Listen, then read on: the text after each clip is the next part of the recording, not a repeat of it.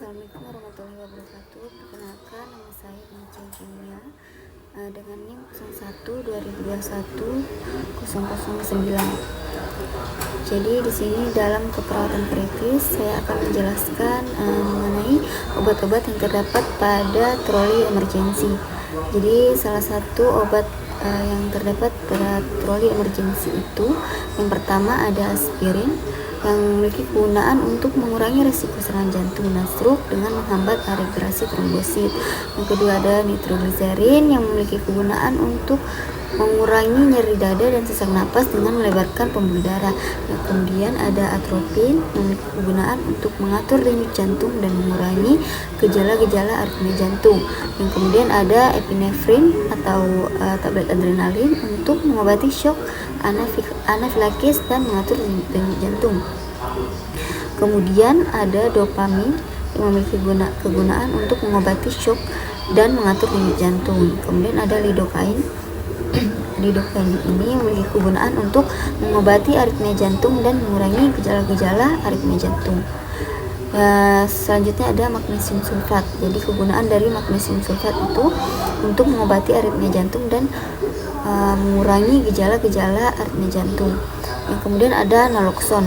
Naloxone ini memiliki kegunaan untuk mengobati overdosis opioid atau mengurangi gejala-gejala overdosis opioid. Yang kemudian ada midazolam. Midazolam ini memiliki kegunaan untuk mengobati kecemasan dan induksi anestesi. Yang terakhir ada amiodarone. Amiodarone ini memiliki kegunaan untuk mengobati aritmia jantung yang parah dan mengurangi gejala-gejala aritmia jantung. Nah, jadi itu ada 10 obat-obat yang terdapat pada troli emergensi. Selanjutnya saya akan menjelaskan perbedaan antara nasal kanul, rehabilitating max dan non rehabilitating max. Jadi nasal kanul itu sendiri memiliki fungsi untuk memberikan oksigen tambahan kepada pasien dengan aliran oksigen yang cukup terkendali. Desainnya itu terdiri dari 2 tabung kecil yang dimasukkan ke dalam hidung pasien.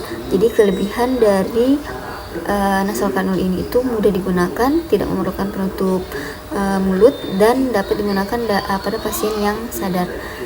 Adapun kekurangannya dari nasal kanul itu sendiri yaitu tidak dapat memberikan konsentrasi oksigen yang tinggi dan dapat menyebabkan iritasi pada hidung pasien. Yang kedua itu rehabilitating max.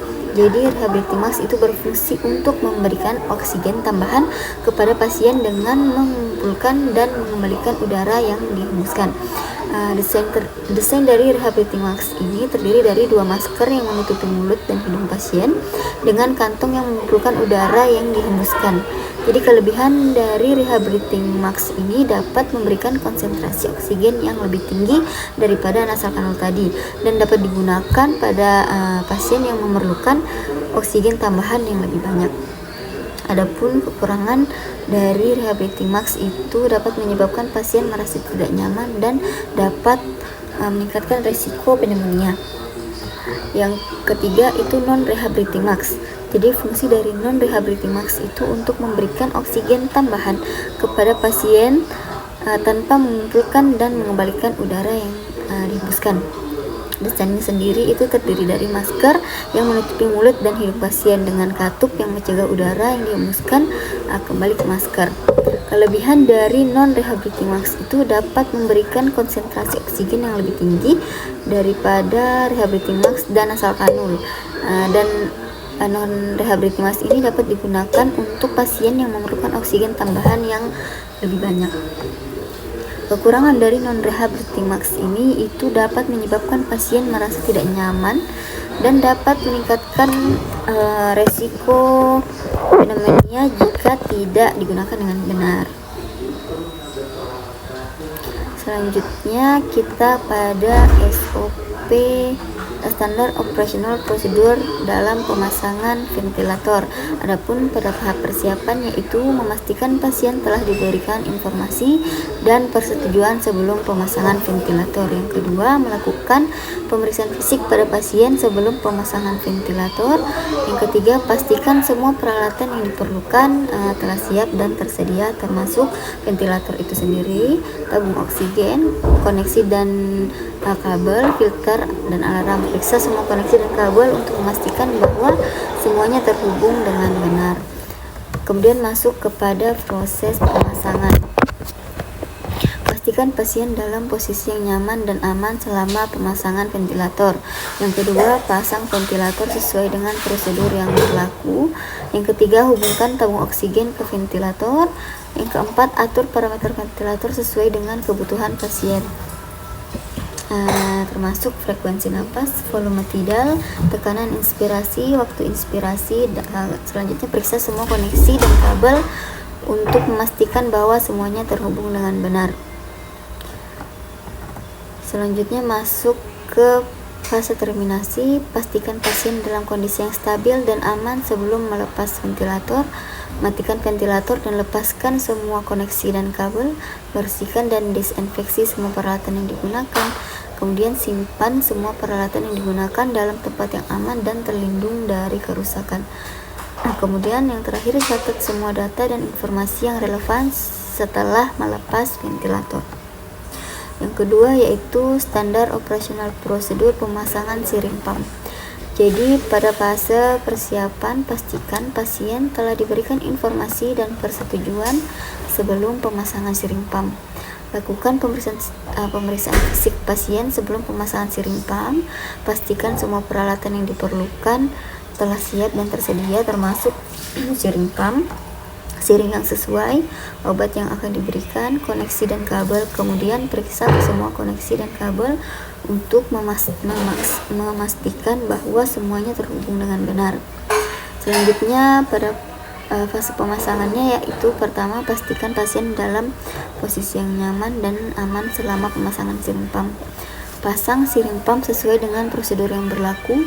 Isi siring dengan obat yang akan diberikan. Hubungkan siring ke siring pump. Hubungkan siring atau siring ke siring pump. Kemudian atur parameter siring pump sesuai dengan kebutuhan pasien, termasuk dosis obatnya, kecepatan pemberian obat, waktu pemberian obat, dan periksa semua koneksi dan kabel untuk memastikan bahwa semuanya terhubung dengan benar. Selanjutnya masuk ke fase terminasi. Pastikan pasien dalam kondisi stabil dan aman sebelum melepas siring pump. Yang kedua, memastikan siring pump dan lepaskan semua koneksi dan kabel. Bersihkan dan disinfeksi semua peralatan yang digunakan. Simpan semua peralatan yang digunakan dalam tempat yang aman dan terlindung dari kerusakan. Kemudian catat semua data dan informasi yang relevan sesuai melepas siring pump. Yang terakhir, standar operasional prosedur pemasangan infus pump. Pada fase persiapan itu memastikan pasien telah diberikan informasi dan persetujuan sebelum pemasangan infus pump. Yang kedua, lakukan pemeriksaan fisik pasien sebelum pemasangan infus pump. Yang ketiga, pastikan semua peralatan yang diperlukan telah siap dan tersedia, termasuk infus pump, infuset, cairan infus, koneksi dan kabel. Periksa semua koneksi dan kabel untuk memastikan bahwa semuanya terhubung dengan benar. Masuk ke fase pemasangan. Pastikan pasien dalam posisi yang nyaman dan aman selama pemasangan infus pump. Pastikan pasang infus pump sesuai dengan prosedur yang berlaku. Hubungkan infuset ke infus pump. Isi infuset dengan cairan infus yang sesuai.